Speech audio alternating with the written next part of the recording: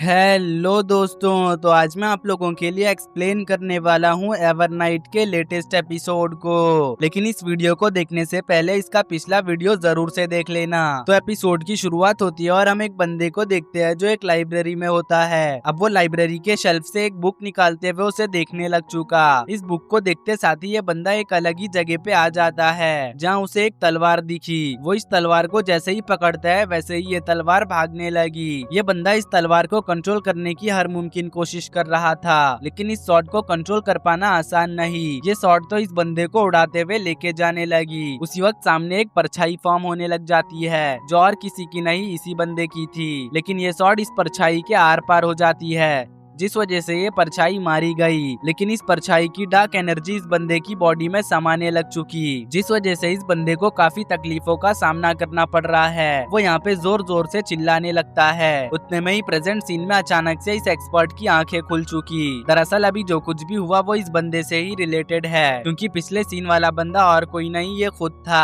अब ये बंदा अपने सामने पहलवान को देखता है और वो उससे कहने लगा कि हमारा शिकार करने का टाइम हो चुका है, इसलिए कोई भी गड़बड़ी नहीं होनी चाहिए। जिसपे ये पहलवान कहता है कि हाँ ठीक है। दरअसल ये जो सीन है वो काफिले पे अटैक करने से पहले का है। अब प्रेजेंट सीन में हमें लाशें और चीजें तबाह हुई दिखाई गई। वहीं ये एक्सपर्ट घायल अवस्था में चलते हुए इधर ही आने लगा। वो कहने लगा, स्वॉर्ड मास्टर लू किंग चैन, आप हाउटियांडाओ गेट के एल्डर हो। आपने स्वॉर्ड को छोड़ दिया माइंड की कल्टीवेशन के लिए। अगर ये बात लोगों को पता चलेगी तो क्या वो हैरान नहीं होंगे? मुझे तो लगता है कि वो बहुत ज्यादा हैरान होंगे। ये सब बातें यहाँ पे स्वॉर्ड मास्टर लू भी सुन रहे थे। उन्हें ये बात सुन के काफी ज्यादा गुस्सा आ रहा है। उतने में ये एक्सपर्ट कहने लगा, जब मैं प्रोफाउंड अंडरस्टैंडिंग रियलम पे पहुंचा था तो मैं एक ग्रेट स्वॉर्ड्समैन बन गया, लेकिन सेकुलर मार्शल पावर मेरी मैच नहीं। ये बात मुझे आज जाके आपसे और आपकी आर्मी से मिलके पता चल रहा है। आपके जैसे पावरफुल आर्मी का तैंग किंगडम में होना गर्व की बात है। तो एल्डर लू कहने लगे, चांगन में ज्यादा ग्रेट स्वॉर्ड्समैन नहीं है, और जो है मुझे लगता है कि तुम उनमें से नहीं हो। शायद तैंग एकेडमी के हिडन ड्रैगन्स और लायंस बाहर आ रहे हैं।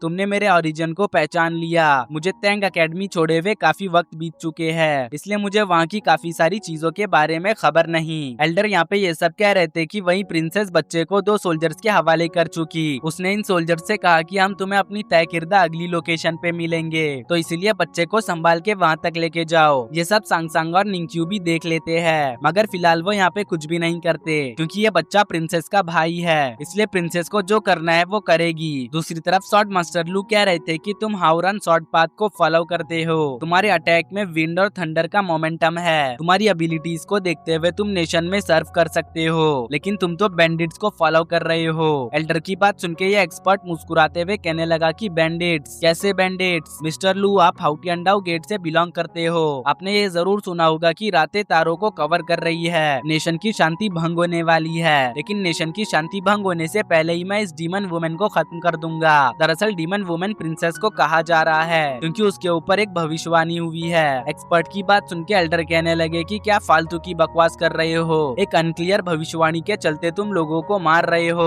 असल में तो नेशन की शांति तुम्हारे एक्शंस की वजह से भंग हो रही है। देखो, मैं तुम्हें बता दूं, प्रिंसेस को मैं काफी सालों से जानता हूँ और मैंने कभी भी उनके बिहेवियर या कैरेक्टर में किसी भी तरह का इविलनेस नहीं देखा। एक फेलो कल्टीवेटर और स्वॉर्ड्समैन होने के नाते मैं तुम्हें वार्न कर रहा हूँ। देखो, तुम कभी भी मुझे अपनी लाइफ स्वॉर्ड के बगैर हरा नहीं सकते। अगर तुम्हें मुझे हराना है तो उसके लिए अपनी लाइफ स्वॉर्ड फॉर्म करनी होगी, जिसके लिए तुम्हारे पास फिलहाल तो ज्यादा वक्त नहीं, क्योंकि मैं तुम्हें लाइफ स्वॉर्ड फॉर्म करने का मौका ही नहीं दूंगा। तो इसलिए जिद छोड़ो और वापस चले जाओ। जो सुनते साथ ही एक्सपर्ट अजीब तरह से कहने लगा कि जिद छोड़ दूं, ऐसा कभी नहीं होगा। ये कहते हुए वो अपनी डिमोनिक टेक्निक को अनलीश कर देता है, जिस वजह से उसके चारों तरफ काफी खतरनाक हेवन और अर्थ की एनर्जी जमा होने लगी। इस एनर्जी की वजह से सभी लोग हवा में उड़ने लगे, इवन की सांगसांग और प्रिंसेस भी उड़ने लगते हैं, लेकिन निंक्यू उन दोनों को बचाए हुए है। दूसरी तरफ ये सब देख के एल्डर लू कहने लग चुके कि मुझे उम्मीद नहीं थी कि तैंग एकेडमी का कोई डिसाइपल डिमोनिक टेक्निक को भी यूज करता होगा। तुम्हें डिमोनिक पाथ के टेक्निक को यूज करते हुए शर्म आनी चाहिए। तुम तैंग एकेडमी के डिसाइपल हो, जो कि राइचियस पाथ को फॉलो करता है, इसलिए इस तरह की हरकत करना तुम्हें शोभा नहीं देती। सच कहूँ तो तुम्हें चुल्लू भर पानी में डूब मरना चाहिए। उतने में ही निंग्क्यू सांगसांग और प्रिंसेस को संभाल नहीं पा रहा था। उसकी हालत यहाँ पे खराब होने लगती है, लेकिन तभी सांगसांग की छतरी खुल गई, इसलिए ये दोनों नीचे आ चुके। दरअसल ये छतरी लोहे की बनी हुई है, जिसके वजन की वजह से ये लोग नीचे आ गए, लेकिन एक डेड बॉडी इन लोगों की ही तरफ बढ़ने लगी। वो इन लोगों को आकर हिट होने वाली थी। अगर ये डेड बॉडी इन दोनों को हिट हो जाती तो ये दोनों भी हवा में उड़ने लगते, इसलिए निंग्क्यू इस डेड बॉडी से इन दोनों को बचाने के लिए खुद को खतरे में डाल चुका। वो यहाँ पे हवा में उड़ने लगता है, लेकिन वो एक पेड़ की शाख को पकड़ के फाइनली वो बच गया।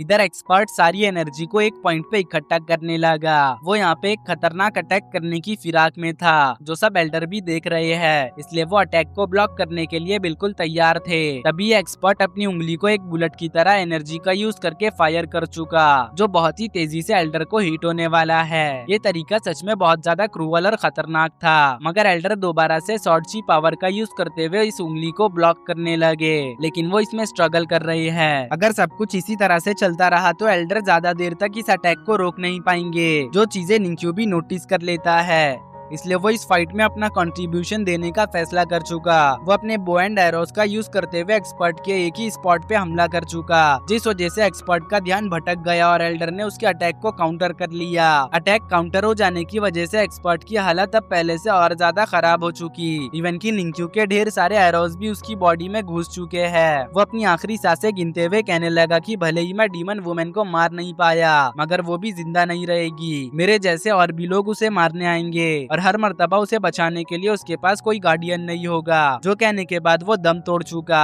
उसके दम तोड़ते साथ ही इधर निंग्क्यू को कुछ अजीब महसूस होने लगता है, इसलिए वो कहने लगा कि ये अभी खत्म नहीं हुआ, जल्दी से अम्ब्रेला से खुद को बचाओ। उसका भी ये कहना ही था कि तभी यहाँ पे धमाके होने लगे। दरअसल कुछ लोग इस जगह पे आके एक्सप्लोजिव बॉम्ब्स का यूज कर रहे थे ताकि वो प्रिंसेस को मार सके, मगर सांगसांग अपने लोहे वाले छाते के साथ साथ खुद को बचाते हुए प्रिंसेस को भी बचा चुकी। वहीं अब निंग्क्यू फौरन ही इन दोनों के सामने आ गया। वो इन दोनों को बचाने के लिए बिल्कुल तैयार था। निंग्क्यू के सामने 3 फाइटर्स थे, जिनमें से 2 तो सबसे पहले निंग्क्यू पे अटैक करते हैं। तीसरा वाला फाइटर सही मौके का इंतजार कर रहा था, लेकिन निंग्क्यू बिल्कुल भी इंतजार नहीं करता। वो इन दोनों पे बेरहमी से अटैक कर रहा था, मगर तभी बीच में थर्ड वाला बंदा आके निंग्क्यू की एक तलवार को गिरा देता है। लेकिन निंग्क्यू को इससे जरा भी फर्क नहीं पड़ता है, क्योंकि उसके पास ब्लेड्स की कोई कमी नहीं। वो सिर्फ 2 ब्लेड्स का यूज नहीं करता, वो यहाँ पे 3-3 ब्लेड्स का यूज करता है। मेनली फाइट्स में तो वो 2 ही ब्लेड का यूज करता है, लेकिन जब दूसरा ब्लेड किसी वजह से काम ना आ पाए तो वो अपने तीसरे ब्लेड को निकाल लेता है, और वो ब्लेड चेन से लिपटा हुआ होता है, जो क्लोज कॉम्बैट के साथ साथ लॉन्ग रेंज के लिए भी काम आता है। वो अपने तीसरे ब्लेड को निकालते हुए इन लोगों से फाइट करने लग चुका। साथ ही साथ वो अपने दोनों स्वॉर्ड को जोड़ते हुए फिर से अपना देसी स्पीयर भी बना लेता है, जिसका यूज करते हुए वो इन लोगों से फाइट कर रहा था। ये फाइट काफी देर तक चलती है, कोई भी हार मानने के लिए बिल्कुल भी तैयार नहीं था, मगर एंड में अपने हीरो निंग्क्यू ने सभी को ढेर कर दिया, जिसके बाद ये तीनों आराम से बैठ के आग सेकने लगे। वही मरे हुए सोल्जर्स को इकट्ठा किया जा रहा था। ये सब देख के प्रिंसेस कहने लगी इन लोगों को यहाँ नहीं मरना चाहिए था, जिसपे निंग्क्यू कहने लग चुका कि ये सोल्जर्स है, इनके मरने की कोई जगह या कोई वक्त नहीं होता। तो प्रिंसेस पूछने लगी तुम्हें कैसे पता था कि इन लोगों का बैकअप प्लान है। प्रिंसेस की ये बात सुन के निंग्क्यू जवाब देता है कि ये तुम कभी भी नहीं समझ पाओगी, जिसपे प्रिंसेस कहने लगी मुझे तुम्हें एक और बात बतानी है। तो निंग्क्यू कहने लगा उसकी कोई जरूरत नहीं, क्योंकि मुझे पता है कि तुम क्या बताने वाली हो। मैं जानता हूँ कि तुम प्रिंसेस हो। दरअसल इस प्रिंसेस का नाम लियू था। अब वो कहने लगी तुमने मेरी कई मर्तबा जान बचाई है, तो इसीलिए तुम्हारी पहले की गुस्ताखियों को मैं माफ करती हूँ। ये बात सुन के निंग्क्यू कहने लगा कि इसके लिए बहुत बहुत शुक्रिया। उतने में ही प्रिंसेस निंग्क्यू से पूछने लगती है तुमने वही सिटी क्यों ज्वाइन किया? तुम अभी यंग हो तो क्या तुम्हें मरने से डर नहीं लगता? जिसपे निंग्क्यू बताने लगा कि यहाँ से ही कुछ दूर पे एक माउंटेन है, जहाँ से उसने सांगसांग को पिकअप किया था। उस वक्त वो बहुत छोटा था, उसके पास रहने के लिए कोई घर या जाने के लिए कोई जगह नहीं थी। मगर एक दिन उसकी मुलाकात एक बूढ़े शिकारी से हुई, मगर जैसा कि मैंने कहा कि वो एक बूढ़ा शिकारी था, तो वो कब तक ही जिंदा जिंदा रहता। एट द एंड उसकी डेथ हो गई, जिसके बाद वो सांगसांग के साथ अकेले ही उस माउंटेन में कई सालों तक सरवाइव करता है। फिर उसने सर्वाइवल के लिए वही सिटी को ज्वाइन कर लिया। जो सुन के प्रिंसेस कहने लगी तुम उस वक्त काफी ज्यादा छोटे थे, इवन की सांगसांग भी छोटी थी, तो इस हिसाब से तुम उस वक्त सांगसांग का ख्याल रखने के काबिल नहीं थे, मगर फिर भी तुमने सांगसांग का ख्याल रखा। ये वाकई में एक बहुत बड़ा काम है, लेकिन तुम चाहते तो सांगसांग को तांग डायनेस्टी के हवाले भी कर सकते थे। हमारे तांग डायनेस्टी में ऑर्फन्स को अच्छी तरह से ट्रीट किया जाता है, तो भला तुमने ऑफिशियल से मदद क्यों नहीं मांगी? जिसपे निंगच्यू जवाब देता है कि सर्वाइवल के लिए आपके साथ जितने लोग हो उतना ज्यादा अच्छा होता है, इसलिए मैंने सांगसांग को अपने साथ ही रखने का फैसला किया। जो सब सुन के प्रिंसेस निंगच्यू को उसके साथ चांगान चलने को बोलने लगी। वो कहने लगती है कि अगर वो उसके साथ रहेगा तो उसका फ्यूचर सेफ रहेगा, वो ढेर सारी तरक्की कर सकता है। जिसपे निंगच्यू कहने लगता है कि मुझे पता है कि तुम चांगान क्यों जा रही हो, तुम अपने छोटे भाई के थ्रोन को हासिल करने जा रही हो, इसमें बहुत ज्यादा खतरा है। मैंने अपनी इस जिंदगी के लिए काफी पापड़ बेले हैं, तो इसीलिए मैं इस लाइफ एंड डेथ के पॉलिटिक्स में बिल्कुल भी नहीं पढ़ना चाहता। दरअसल प्रिंसेस ने निंगच्यू के टैलेंट को पहचान लिया था, इसलिए वो उसे अपने साथ करके तख्त के जंग में उसे इस्तेमाल कर सकती है, मगर निंगच्यू ने इसके लिए साफ साफ मना कर दिया। अब निंगच्यू कहने लगता है कि उसे तैंग अकेडमी का एग्जाम देना है, वो तैंग अकेडमी को ज्वाइन करना चाहता है। निंगच्यू की इस बात पे प्रिंसेस जवाब देती है कि मैं तुम्हारी बात समझ रही हूँ, लेकिन तैंग अकेडमी के एग्जाम को पास कर पाना आसान नहीं, उसमें तुम्हारे फ्यूचर की कोई गारंटी नहीं, लेकिन मेरे पास तुम्हारे फ्यूचर की फुल गारंटी है। जो सुनते साथ ही निंगच्यू फुल इज्जत के साथ हाथ जोड़ते हुए प्रिंसेस को उसके ऑफर के लिए मना कर चुका और कहने लगा कि मुझे उम्मीद है कि प्रिंसेस मेरे इस फैसले की वजह से तैंग अकेडमी ज्वाइन करने में कोई मुसीबत नहीं खड़ा करेगी, और मैं ये भी उम्मीद करता हूँ कि तैंग अकेडमी के मामले में आप मेरी हर तरह से मदद करोगी। जो सुन के प्रिंसेस कहने लगी तुम फिक्र मत करो, मैं अपनी पूरी कोशिश करूंगी, तुम्हें वही ट्रीटमेंट मिलेगा जो हमारे सोल्जर्स को मिलता है, लेकिन मुझे तुमसे कुछ और भी कहना है। जिसपे निंगच्यू कहने लगा कि हाँ मैं जानता हूँ कि आप आपके साथ चलने के लिए मुझे मनाना चाहती हो, लेकिन मुझे मना के कोई भी फायदा नहीं, तो इसलिए मुझे मनाना छोड़ दो। निंगच्यू की ये बात सुन के प्रिंसेस कहने लगी मैंने तो कुछ कहा भी नहीं, अभी उसका ये कहना ही था कि तभी सांगसांग निंगच्यू को आवाज देते हुए कहने लगी कि उसे नींद आ रही है। जो सुन के निंगच्यू उसके पास बैठते हुए कहने लगता है कि अच्छा तो तुम्हें नींद आ रही है, चलो बताओ कि आज तुम्हें कौन सी कहानी सुननी है। पिछली मर्तबा मैंने स्नो व्हाइट और 7 लिटिल फ्लावर की कहानी तुम्हें सुनाई थी, तो चलो इस मर्तबा मैं तुम्हें अगली डकलिंग के बारे में सुनाता हूँ, मतलब कि बदसूरत बतख के बच्चे की कहानी। जो सुन के सांगसांग निंगच्यू के गोद में अपना सर रख के सो गई। वहीं निंगच्यू उसे कहानी सुना रहा था।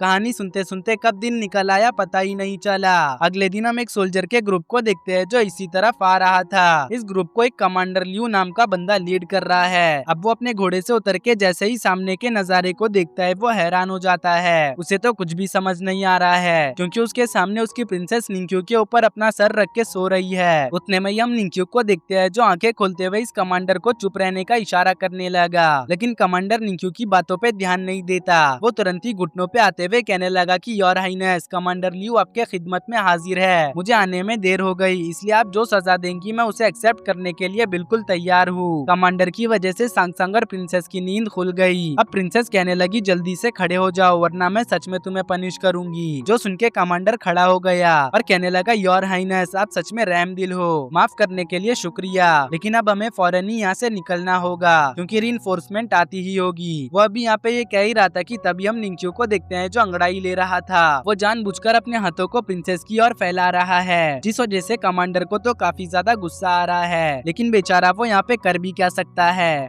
अब प्रिंसेस कहने लगी हमें फौरन ही यहाँ से निकलना चाहिए क्योंकि ये जगह बिल्कुल भी सेफ नहीं। जब प्रिंसेस जाने लगती है तो निंगच्यू को कल रात के इंसिडेंट को लेके कुछ याद आया, इसलिए वो कहने लगा प्रिंसेस मैं आपसे कुछ कहना चाहता हूँ। मैंने जब से ही वही सिटी के अंदर आपको देखा है तब से ही मैं आपको कुछ बताना चाहता हूँ। उसके ये कहते साथ ही प्रिंसेस ने उसे बीच में ही रोक दिया और कहने लगी इस बारे में हम बाद में बात करेंगे।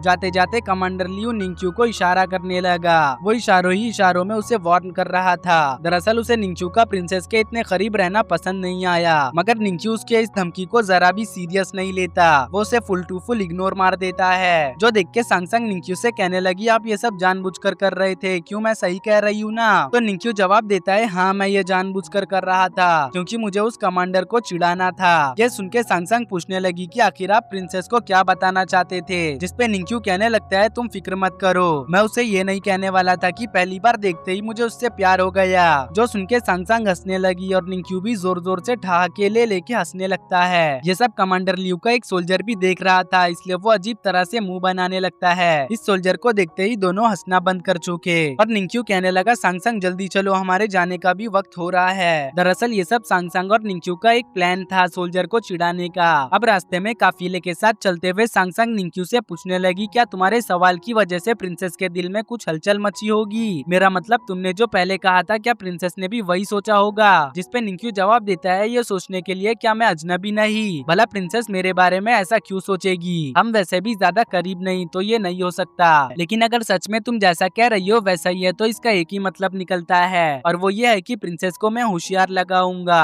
क्योंकि उनके आसपास तो हमेशा बस बेवकूफों की टोली ही रहती है। शायद प्रिंसेस ने कोयले के ढेर में मुझ जैसे हीरे को पहचान लिया। निंक्यू के इस बात पर सांग जवाब देती है कहीं आप खुद को छोड़ के पूरी दुनिया को बेवकूफ तो नहीं समझ रहे? अगर ऐसा है तो इसका मतलब आपकी नजरों में मैं भी बेवकूफ हूँ। तो निंक्यू कहने लगा हाँ माना कि इस दुनिया के बहुत से लोग बेवकूफ है जो बेवकूफों वाला काम कर रहे हैं, मगर तुम उनमें से नहीं हो। तुम ना बेवकूफ हो और ना ही इंटेलिजेंट, तुम तो मीडियाकर हो। जो कहने और सुनने के बाद ये दोनों हंसने लगते हैं। अभी ये दोनों इसी तरह से हंसी मजाक कर ही रहे थे कि तभी एक सोल्जर आते हुए कहने लगा कि तुम अपनी स्पीड जरा तेज करो। तो निंक्यू कहने लगता है ठीक है ठीक है। उतने में ही सांग निंक्यू से कहने लगती है ऐसा लगता है जैसे हम इस दुनिया के बेवकूफों के बीच चल रहे हो। इसी तरह से हंसी मजाक के साथ ट्रेवल करते हुए ये दिन भी बीत गया। अगले दिन भी ये सभी ट्रेवल ही कर रहे थे। अगले दिन निंक्यू और सांग ने कपड़े चेंज कर लिए थे। उतने में ही शॉर्ट मास्टर लू का एक सोल्जर सभी लोगों को रुक के रीऑर्गेनाइज होने को कहने लगा।